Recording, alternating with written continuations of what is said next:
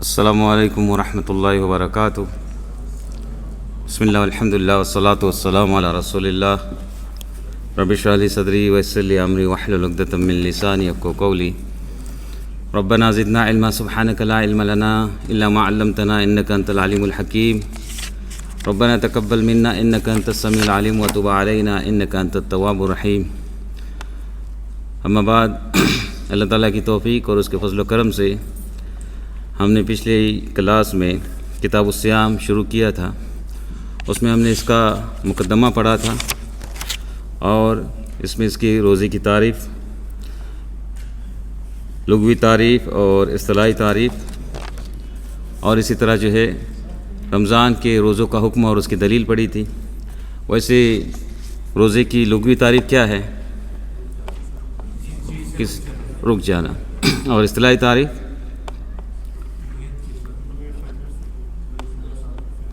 طلوع فجر سے لے کر غروب آفتاب تک کھانے پینے اور دوسری روزہ توڑنے والی چیزوں سے جو ہے اپنے آپ کو روکے رکھنا۔ اس طرح اس میں جو ہے ہم نے روزوں کے اقسام بیان کیے تھے، جس میں فرض روزے ہیں، کفارے کے۔ فرض روزے میں جو ہے 3 طرح کے روزے، رمضان، کفارے کے اور نظر کے روزے، اور اس کے علاوہ نفل روزے۔ اور چوتھا مسئلہ یہ بھی پڑھا تھا ہم نے کہ رمضان کے روزوں کی فضیلت کیا ہے، اور اس کی حکمت بھی پڑھی تھی۔ اور اس میں اگلا مسئلہ ہم نے پڑھا تھا جو آخری مسئلہ تھا کہ رمضان کی روزے کی فرضیت کی شرطیں کیا ہیں۔ تو سب سے پہلی شرط کیا ہے؟ سب سے پہلی شرط جو ہے ہر عبادت کی شرط ہے، وہ کیا ہے؟ وہ اسلام ہے۔ اس کے بغیر کوئی بھی عبادت قبول نہیں ہے۔ اس کے بعد کیا ہے؟ بالغ ہونا ہے، عقل ہے، اور صحت مند ہونا، اور مقیم ہونا، اور حیض و نفاس سے پاک ہونا۔ اس میں سے ہم نے بتایا تھا کہ بعض شرطیں ایسے کہ جس کے بغیر روزہ ہوگا ہی نہیں، اور بعض شرطیں ایسے کہ جس میں بس اجازت کے طور پر ہے، اگر رکھیں گے تو روزہ ہو جائے گا۔ تو کوئی مثال دے سکتے ہیں؟ جی ہاں، صحت مند ہونا کون سی مثال ہے؟ کس چیز کی مثال ہے صحت مند ہونا؟ کس کی مثال ہے؟ یہ اجازت کی مثال ہے، اجازت کی مثال ہے۔ اگر کسی کی بیماری کی حالت میں، اگر ہلکی بیماری ہے، اس میں اگر روزہ رکھے تو روزہ صحیح ہوگا۔ اور دوسری مثال جس میں روزہ ہوگا ہی نہیں۔ جی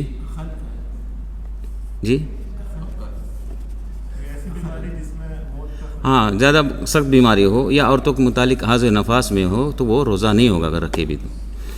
آج کا پہلا مسئلہ ہے جو چھٹا مسئلہ ہے کہ ماہ رمضان کے آغاز اور اختتام کا ثبوت۔ تو یہاں پر جو ہے آغاز اور اختتام جو ہے وہ کس سے ہوگا؟ وہ چاند دیکھنے سے ہی آغاز ہوگا اور چاند دیکھنے سے جو ہے اس کا اختتام ہوگا۔ یہاں پر اللہ تعالیٰ کا فرمان کہ اس سے پہلے کہ اگر کوئی سچا مسلمان، عادل مسلمان جو ہے، سچا مسلمان ہو، وہ اگر چاند دیکھنے کی گواہی دیتا ہے، ایک شخص بھی گواہی دیتا ہے کہ میں نے چاند دیکھا ہے، تو رمضان کی شروعات ہو جائے گی۔ اور اللہ تعالیٰ کا فرمان فَمَنْ شَهِدَ مِنْكُمُ الشَّهْرَ فَلْيَصُمْهُ، کہ جو کوئی، لہذا تم میں سے جو شخص بھی اس رمضان کے روزے مہینے کو پائے، اس کو چاہیے کہ اس کے روزے رکھے۔ اور نبی کریم صلی اللہ علیہ وسلم کا فرمان کہ جب تم چاند دیکھ لو تو روزہ رکھو۔ تو یہاں سے جو ہے رمضان کا چاند دیکھنے سے جو ہے رمضان شروع ہوتا ہے، روزے شروع ہوتے ہیں۔ آپ کے سامنے ابن عمر رضی اللہ تعالیٰ عنہما کی حدیث دی گئی ہے۔ خواتین کی طرف اگر آواز نہیں آ رہی ہے تو برائے مہربانی یہاں پر جو ہے مردوں میں سے کسی کو بتا دیں۔ ویسے امید کرتے آواز آ رہی ہوگی۔ ابن عمر رضی اللہ تعالیٰ عنہما کی حدیث ہے کہ میں نے نبی کریم صلی اللہ علیہ وسلم کو رمضان کا چاند دیکھنے کی خبر دی تو آپ نے روزہ رکھا اور صحابہ کو بھی روزہ رکھنے کا حکم دیا۔ لیکن اگر چاند نظر نہ آئے تو کیا کرنا ہے؟ یا کوئی عادل مسلمان گواہی نہ دے، چاند بھی نظر نہ آئے، تو پھر کیا ہوگا؟ شعبان کی جو ہے 30 دن پورے کیے جائیں گے۔ اور انشاءاللہ آگے بیان ہوگا کہ شعبان کا جو 30 تاریخ ہے وہ شک کے دن کا روزہ ہے۔ اس دن روزہ رکھنا منع کیا ہے آپ صلی اللہ علیہ وسلم نے، اس دن روزہ نہیں رکھنا ہے۔ اگر 29 کو چاند نظر نہ آئے تو 30 شعبان کو روزہ نہیں رکھنا ہے، یہ شک والا دن ہے۔ شک والے دن کا روزہ رکھنا آپ صلی اللہ علیہ وسلم نے منع کیا ہے۔ تو اس لیے کیا کریں گے؟ شعبان کے جو ہے 30 دن پورے کیے جائیں گے۔ اور انہی سے جو ہے وہ کیا ہوگا؟ ان 2 باتوں سے وہ رمضان کے آغاز کا اختتام پتہ چلے گا۔ کس سے؟ یا تو چاند دیکھ لے، یا کوئی گواہی دے دے اس بات کی، یا پھر 30 دن پورے کیے جائے شعبان کے۔ اور اسی طرح جو ہے آگے آپ صلی اللہ علیہ وسلم کا فرمان کہ کہ چاند دیکھ کر روزے رکھنے شروع کرو اور چاند دیکھ کر ہی روزے ختم کرو، اور کسی وجہ سے نظر نہ آئے تو شعبان کی 30 کی گنتی پوری کرو۔ یعنی چاند دیکھ کر ہی روزہ رکھنا ہے شروع ہے اور اختتام بھی اسی طرح ہے۔ جبکہ ماہ رمضان کے اختتام کا جو ہے ثبوت اس وقت ثابت ہوگا جب 2 عادل مسلمان گواہی دیں۔ دیکھیں یہاں پر فرق ہے، رمضان کے آغاز کا ثبوت ایک شخص دے دے تو وہ کافی ہے، لیکن اختتام کے ثبوت کے لیے 2 چاہیے۔ کیونکہ آغاز میں اگر کہیں غلطی ہو بھی گئی تو ایک روزہ جو ہے زیادہ ہو جائے گا، لیکن اگر اختتام میں غلطی ہو گئی تو روزہ سب کا جو ہے نہیں ہوگا، اس سے جو ہے بہت زیادہ خسارہ ہوگا۔ اس لیے روزہ رمضان کے اختتام کے لیے جو ہے وہ کیا ہے، وہ 2 عادل مسلمان سچے مسلمان ہو گواہی دیں، اور اگر ایسا نہ ہو 29 کو نہ آئے تو پھر کیا ہے، رمضان کے بھی 30 روزے پورے کیے جائیں گے۔ 7واں مسئلہ روزے کی نیت کا وقت اور اس کا حکم۔ آپ صلی اللہ علیہ وسلم کا فرمان انما الاعمال بالنیات کے اعمال کا دار و مدار کیا ہے، نیتوں پر ہے۔ وانما لکل امرئ ما نوى، اور ہر ایک شخص کو جو ہے وہی کچھ ملے گا جس کی اس نے نیت کی ہوگی۔ کہ نیت جو ہے ہر ایک عبادت کے لیے ضروری ہے، اور نیت کے بغیر کوئی بھی عبادت نہیں ہوتی، حتیٰ کہ ہم اگر وضو بھی کرتے تو جو ہے اگر نیت نہیں ہے تو پھر وہ عبادت نہیں ہوگی۔ لیکن نیت کیسے کریں، انگلش میں یا عربی میں؟ دونوں ہی زیادہ تر انٹرنیشنل لیول پر جو ہے زیادہ لینگویج فیمس ہے نا، یہاں پر کون سی کریں، یا ہندی بھی چلتی ہے 3rd لینگویج؟ کیا خیال ہے کون سی زبان میں نیت کریں؟ دل میں؟ اچھا، اس کی کوئی دلیل تو ہونی چاہیے نا، پھر دلیل ہے آپ کے پاس کہ دل میں نیت؟ بلکہ دلیل ان کو دینی چاہیے جو کہتے کہ زبان سے نیت کرنی چاہیے، وہ ان لوگوں کو دلیل دینی چاہیے، کیونکہ آپ صلی اللہ علیہ وسلم نے کبھی بھی زبان سے کوئی نیت ادا نہیں کی۔ نیت جو ہے وہ دل کا ارادہ ہے۔ اور روزے میں جو ہے نیتوں میں تھوڑا فرق ہے۔ اس میں کیا ہے کہ فرض روزوں میں روزدار کے لیے رات ہی سے روزے کی نیت کرنا ضروری ہے، جو فرض روزے ہیں، جیسے رمضان ہے، کفارے کے روزے ہیں اور نظر کے روزے۔ اگرچہ نیت طلوع فجر سے 1 منٹ پہلے ہی کیوں نہ ہو، طلوع فجر سے 1 منٹ پہلے ہی کم سے کم روزے کی نیت کرنی ہوگی فرض روزوں میں۔ لیکن نفل روزے میں جو ہے اس کی قید نہیں ہے، دن کے وقت بھی ظہر سے پہلے کبھی بھی کر سکتے ہیں، جیسا کہ رسول اللہ صلی اللہ علیہ وسلم سے ثابت ہے۔ لیکن شرط کیا ہے کہ فجر کے بعد کچھ کھایا پیا نہ ہو۔ تو یہ نفل روزوں کے لیے ہے، جیسا کہ آپ کے سامنے حدیث دی گئی ہے کہ ایک دن آپ صلی اللہ علیہ وسلم جو ہے اماں عائشہ رضی اللہ تعالیٰ کے پاس آئے اور فرمایا کہ کیا تمہارے پاس کھانے کے لیے کچھ ہے؟ تو ہم نے کہا نہیں۔ تو پھر آپ صلی اللہ علیہ وسلم نے کیا کہا کہ تو پھر میں روزہ رکھ لیتا ہوں۔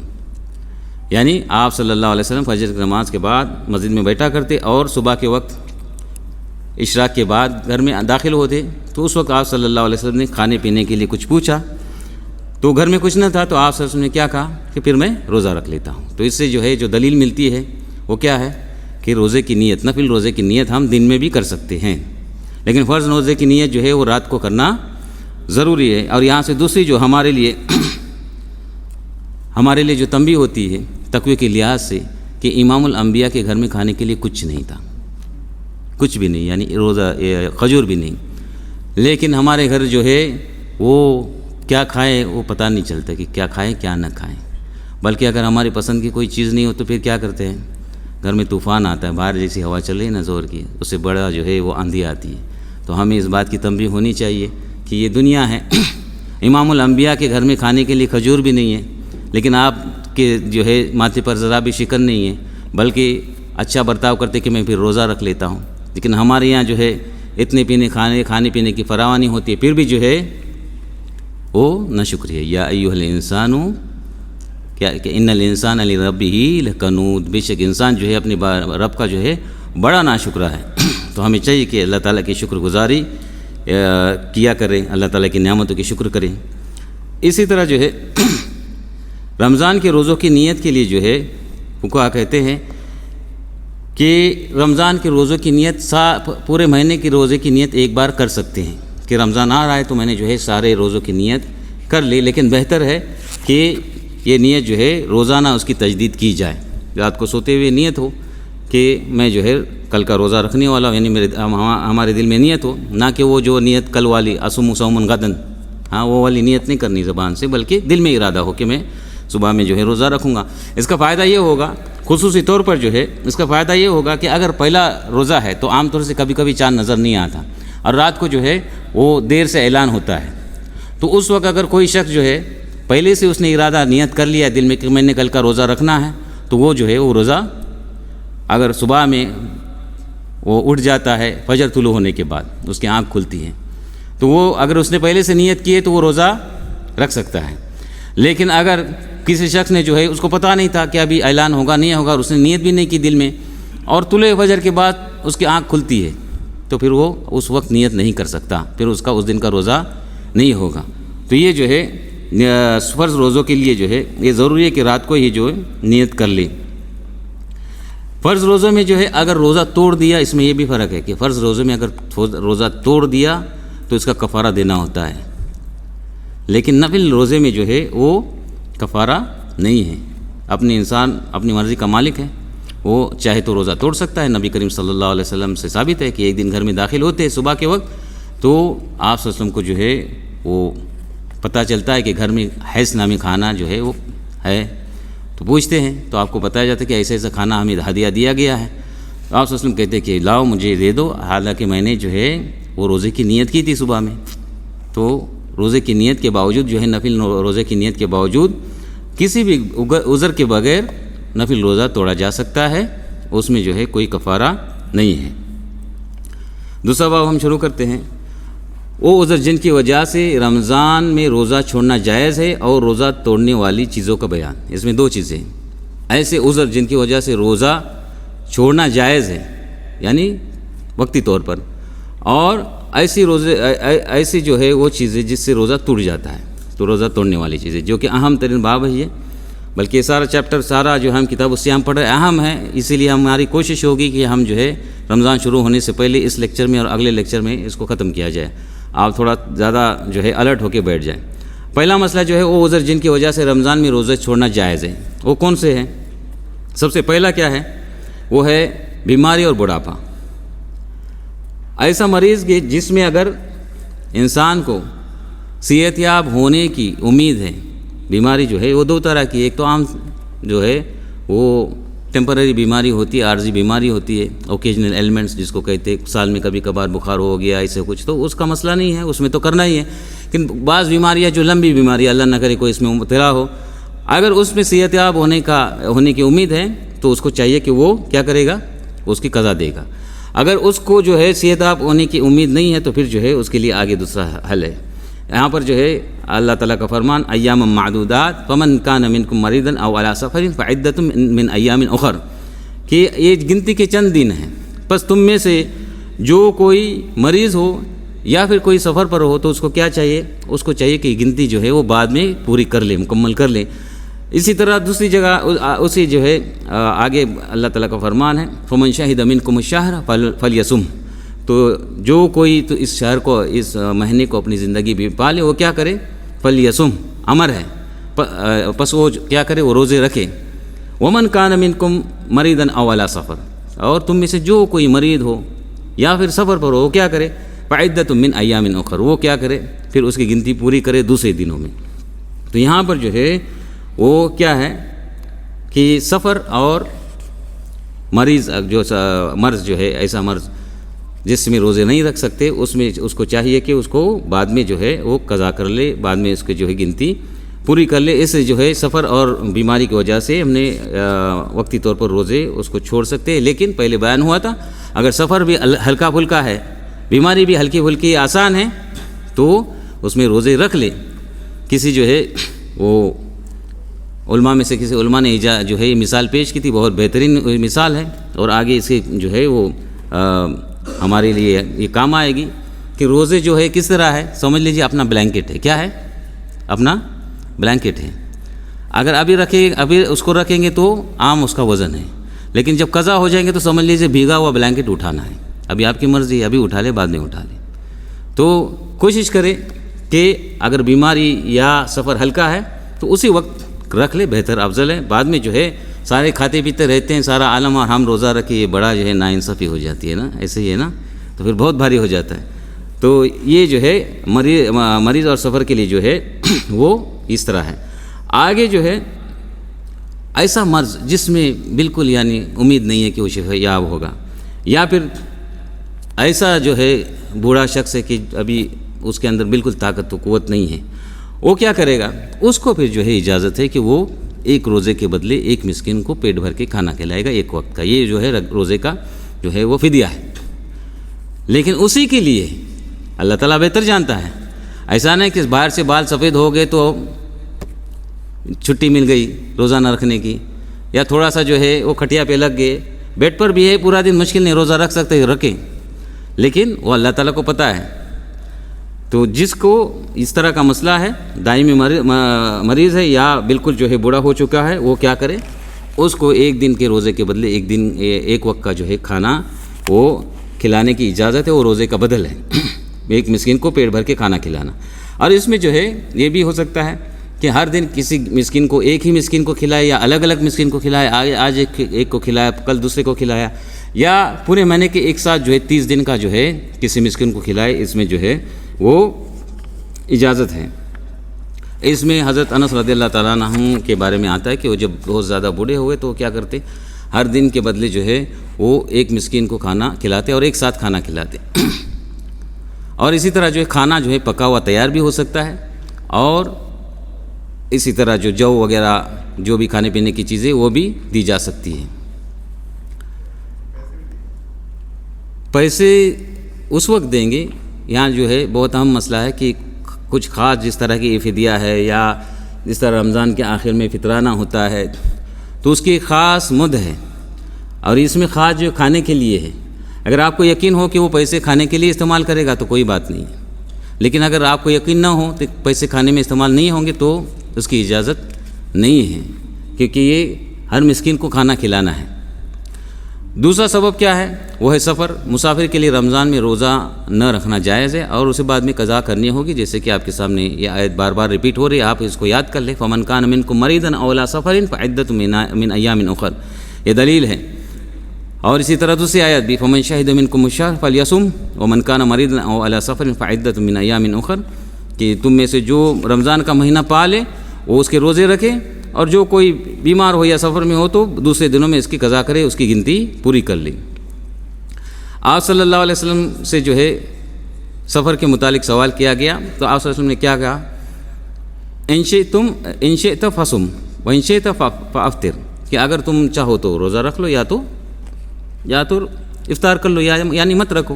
تو اس میں جو ہے یہ عام سفر ہے جس میں مشقت نہیں ہے۔ مشقت والے جو ایسا سفر جس میں مشقت نہیں ہے اس میں بھی روزہ چھوڑنے کی اجازت ہے، اور جو ہے انشاءاللہ آگے آئے گا کہ آپ صلی اللہ علیہ وسلم سفر پر ہوتے، بعض صحابہ جو ہے وہ روزے سے ہوتے اور بعض صحابہ روزے سے نہ ہوتے، تو روزہ رکھنے والے روزہ نہ رکھنے والوں پر ملامت نہ کرتے، اور روزہ نہ رکھنے والے روزہ رکھنے والوں پر ملامت نہ کرتے، تو اس کے دونوں کی اجازت ہے۔ یہاں پر آپ کے سامنے جو ہے خاص بات دی گئی ہے پیج نمبر 40 پر، 40 نمبر پیج پر، کہ یاد رہے کہ صرف ایسے سفر میں روزہ چھوڑنا جائے جس میں نماز قصر کی جا سکتی ہے، یعنی سفر لمبا ہوا، ایسا نہ ہو کہ یہاں سے ہم عیسیٰ ٹاؤن جا رہے ہیں تو چلے ہمیں روزہ چھوڑنے کی اجازت مل گئی، تو ایسی بات نہیں ہے، بلکہ واقعی میں سفر ہو تو سفر کتنا ہو، جیسا کہ آپ کے سامنے دیا گیا، جس کی مقدار کتنی ہے 48 میل، 48 میل یا تقریباً 80 کلومیٹر، یہ صحیح نہیں ہے۔ علماء کہتے ہیں کہ ایسا سفر جو ہے وہ ہے جس میں انسان خود اپنے آپ کو سفر مسافر سمجھے عرف کے مطابق۔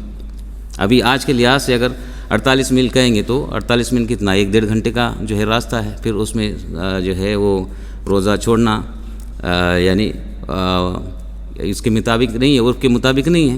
اس وقت کا سفر وہ الگ تھا، لیکن آج کے مطابق جہاں پر انسان اپنے آپ کو جو ہے وہ سمجھے کہ وہ مسافر ہے، وہ پھر روزہ وہ یہ کر سکتا ہے، چھوڑ سکتا ہے۔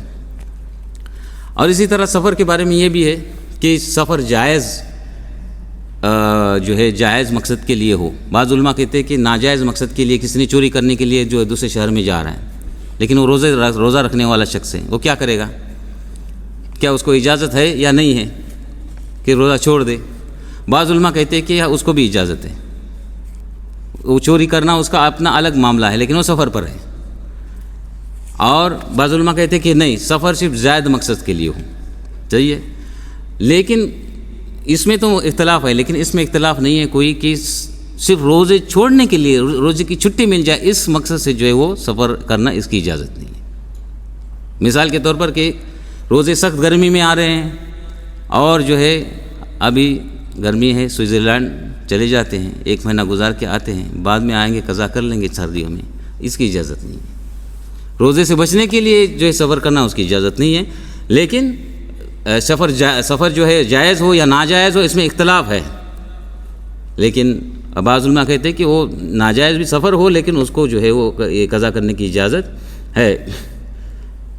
اسی طرح جو ہے اس میں اگر مسافر اگر وہ روزہ رکھ لیتا ہے اور جس میں یہ نہیں ہے تو اس کو جو ہے وہ اجازت ہے۔ یہاں پر آپ کے سامنے حدیث دی ہے کہ ہم رسول اللہ صلی اللہ علیہ وسلم کے ساتھ ہوتے، صحابہ فرماتے ہیں کہ ہم رسول اللہ صلی اللہ علیہ وسلم کے ساتھ سفر کرتے تھے تو نہ ہی روزہ دار روزہ نہ رکھنے والے کو برا سمجھتے اور نہ ہی روزہ رکھنے والا روزہ دار کو برا سمجھتا، لیکن یہ اس شرط کی جو ہے کہ اس کے سفر میں دشواری نہ ہو۔ اگر سفر میں دشواری آتی ہے تو پھر جو ہے آپ صلی اللہ علیہ وسلم کی اگلی حدیث آپ کے سامنے ہے کہ لیس من البر الصیام فی السفر، کہ اس طرح کے سفر میں روزہ رکھنا کوئی جو ہے وہ نیکی کا کام نہیں ہے کہ خود بھی جو ہے ہلاکت میں پڑ جائے اور دوسروں کو بھی تکلیف دے۔ تو ایسے سفر میں جس میں تکلیف ہو اور مشقت ہو اس میں روزہ رکھنا نہیں چاہیے۔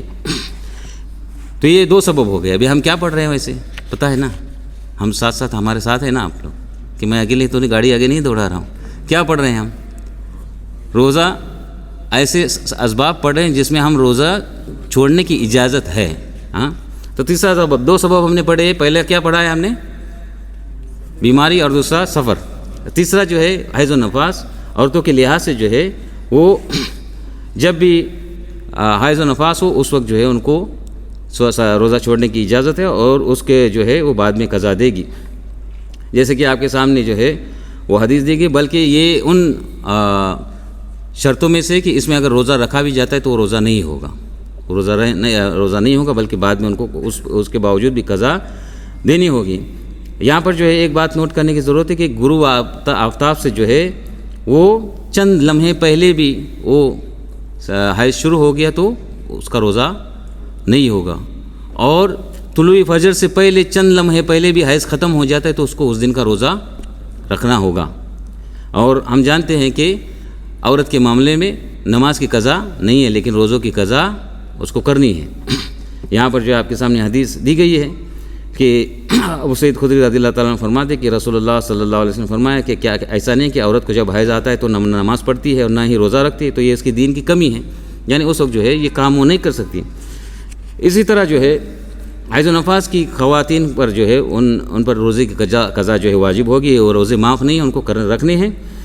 جیسا کہ اماں عائشہ رضی اللہ تعالیٰ عنہ کا فرمان ہے کہ ہمیں حیض آتا تھا تو ہمیں روزوں کی قضا کا حکم دیا جاتا تھا، جبکہ نماز کی قضا کا حکم نہیں دیا جاتا تھا۔ تو یہ جو ہے تیسرا سبب ہے جس کی وجہ سے روزہ چھوڑنے کی اجازت ہے۔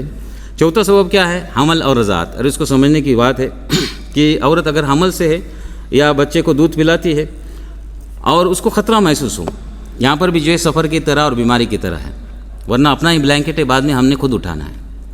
تو اگر اس کو خطرہ محسوس ہو کہ میں روزہ رکھنے کی وجہ سے بچے کو حمل میں جو ہے اس کو مسئلہ ہو سکتا ہے یا میری صحت پر اثر پڑ سکتا ہے، یا دودھ پلانے والی عورت ہو کہ بچے کی دودھ میں کمی آ جائے گی، یا اس کی کمی تو نہیں آئے گی لیکن میں روزہ بھی رکھوں گی ساتھ میں دودھ بھی پلاؤں گی تو زیادہ جو ہے مجھے وہ انرجی کی ضرورت ہے، تو روزے کی حالت میں ایسا ممکن نہیں ہے تو روزہ نہیں رکھتی، تو اس کو اجازت ہے، لیکن اس کی قضا اس نے دینی ہے، اس کی جو ہے قضا اس نے دینی ہے۔ آپ کے سامنے جو ہے وہ حدیث دی گئی ہے کہ اللہ تعالیٰ نے مسافر سے نماز اور روزے کا ایک حصہ کم کر دیا ہے، اور حاملہ اور دودھ پلانے والی سے روزہ کم کر دیا ہے۔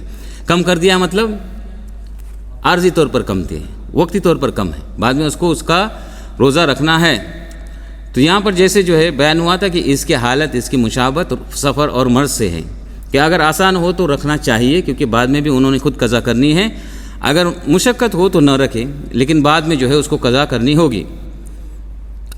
آگے جو ہے آپ کے سامنے حدیث دی گئی ہے کہ دودھ پلانے والی اور حاملہ عورتیں اگر اپنے بچوں کے بارے میں خطرہ محسوس کرے تو وہ روزہ نہیں رکھے گی، اور اس کے بدلے جو ہے مسکینوں کو کھانا کھلائے گی، لیکن جو ہے ان کو اس وقت روزہ نہیں رکھنا ہے لیکن بعد میں قضا دینی ہے۔ لیکن یہ جو ہے یہ یہاں پر اس مسئلے پر جو ہے راجح قول کیا ہے وہ کیا ہے کہ عورت یہاں پر جو اوپر دیا گیا ہے اس میں یہ ہے کہ ابن عباس رضی اللہ تعالیٰ عنہ کا یہ قول ہے کہ وہ اپنے اگر خطرہ محسوس کرتی ہے تو وہ روزہ نہیں رکھے گی اور قضا دے گی، فدیہ دے گی. اور اس کا جو ہے معنی لیا جاتا ہے وہ یہ ہے کہ بعد میں قضا بھی کرے گی اور فدیہ بھی دے گی. لیکن صحیح اور راجح قول یہ ہے کہ بعد میں صرف وہ قضا دے گی، فدیہ دینے کی ضرورت نہیں ہے، فدیہ نہیں ہوگا اس کے اوپر. اور یہاں پر جو ہے اس میں آپ کے سامنے ایک اہم مسئلہ اس کے بارے میں یہ ہے کہ کبھی کبھار ایسا ہوتا ہے کہ عورت حمل سے ہے اور اس سال جو ہے حمل کی وجہ سے اس کے روزے چھوٹ جاتے ہیں، دوسرے سال پھر جو ہے وہ رضاعت کا مسئلہ آتا ہے، دودھ پلانے کا، اور پھر اتفاق سے اس کے دوسرے سال اس طرح سے حمل کا مسئلہ ہو جاتا ہے. تو ایسے اس میں کیا کیا جائے؟ تو بہتر اور افضل یہ ہے کہ اس نے کئی سالوں کے بعد بھی ہو تو اس کو چاہیے کہ وہ روزے رکھ لے. بہتر اور افضل یہی ہے کہ کئی سال کے بعد بھی کیوں نہ ہو اس کو چاہیے کہ وہ روزہ رکھ لے.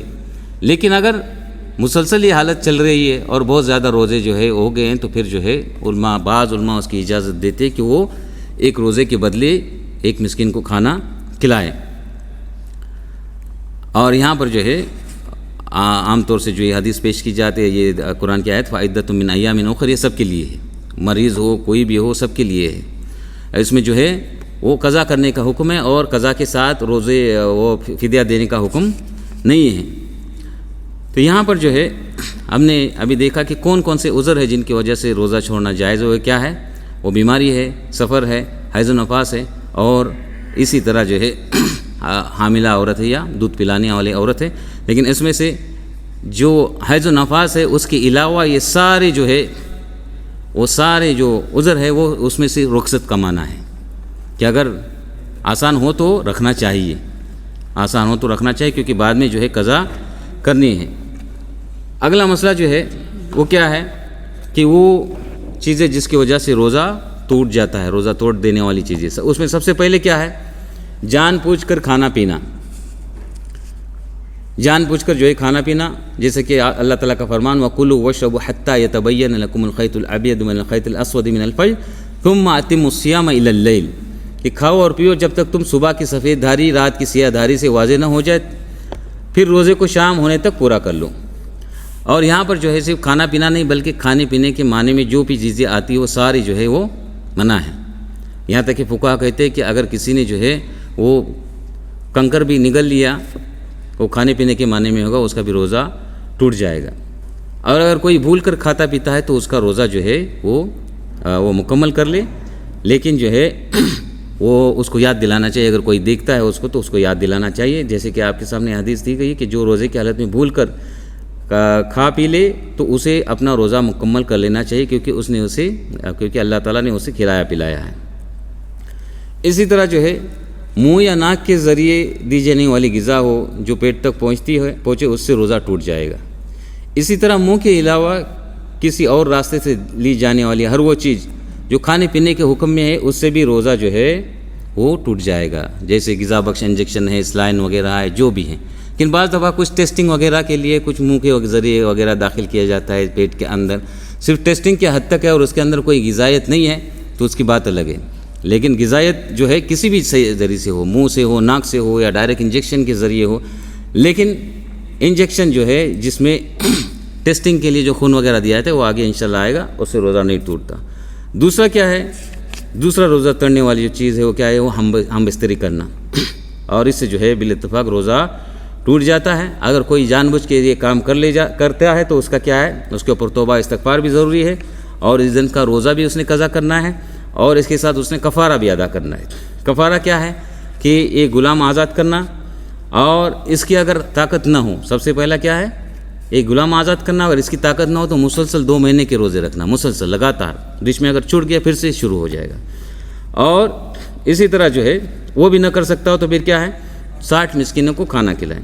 آپ کے سامنے ایک لمبی حدیث دی گئی ہے، ہم اس کا خلاصہ بیان کر دیتے ہیں کہ ایک شخص نے، ایک صحابی جو ہے وہ آ کے آپ صلی اللہ علیہ وسلم کی خدمت میں حاضر ہو کے کہتے کہ میں نے جو ہے روزے کی حالت میں اپنی بیوی سے ہم بستری کر لی ہے.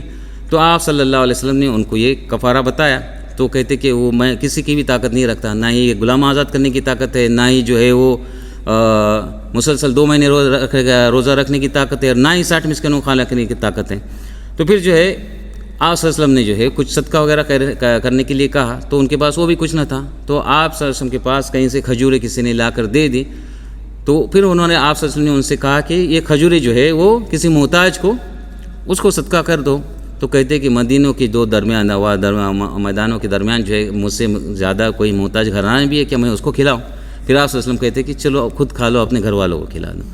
تو یہ خاص اس کے لیے تھا بہرحال حدیث کے مطابق، لیکن یہ کفارہ ہے۔ اگر کوئی جان بوجھ کر کرتا ہے یہ کام تو پھر اس کو یہ کفارہ دینا ہوگا۔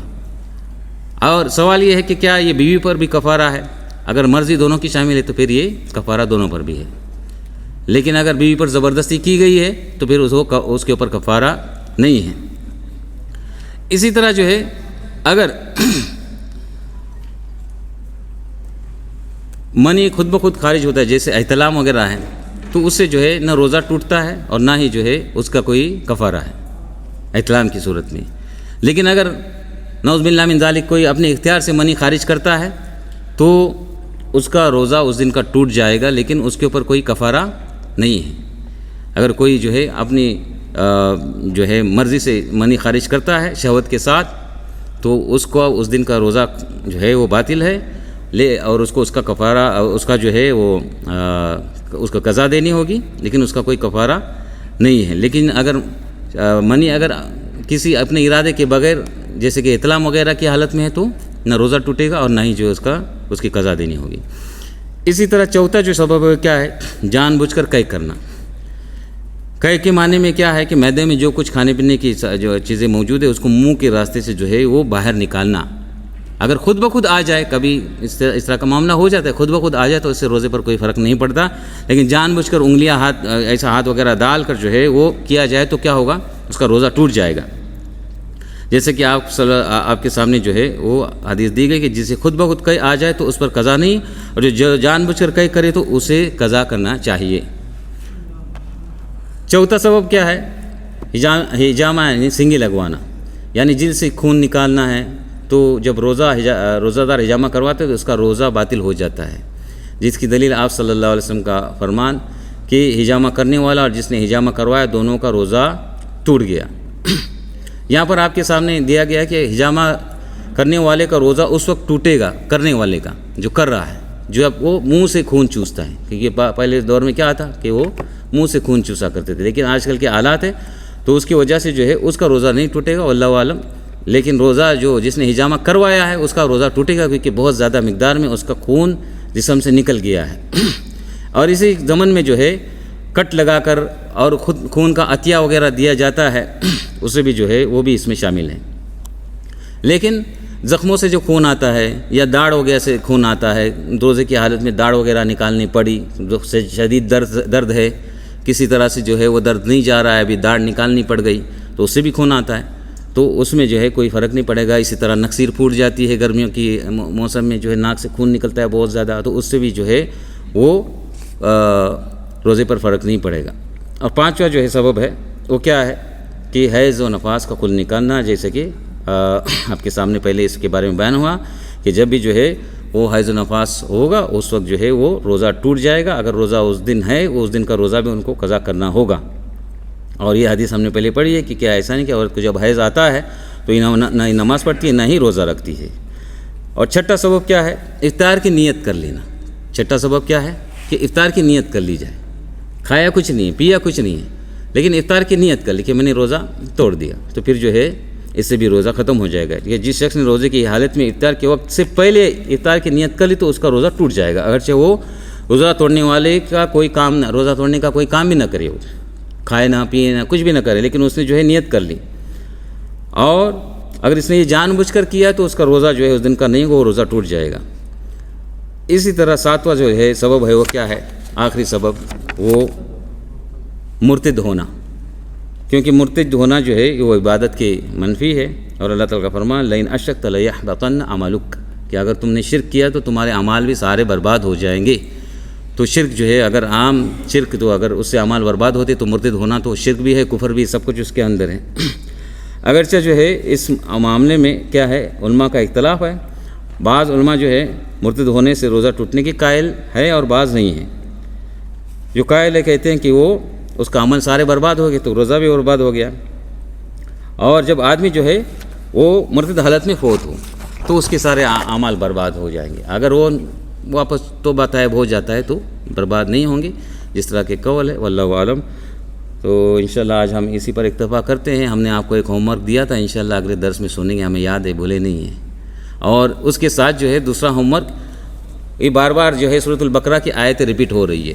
فمن شہد منکم الشہر، اسی طرح کتب علیکم الصیام، اور ومن کان منکم مریضا او علی سفر. انشاءاللہ یہ ساری جو ہے وہ ہم اگلے درس میں شروعات میں یا آخر میں انشاءاللہ باذن اللہ سنیں گے. تو آپ اس کو یاد کر کے آئیں. بارک اللہ فیکم و جزاکم اللہ خیر.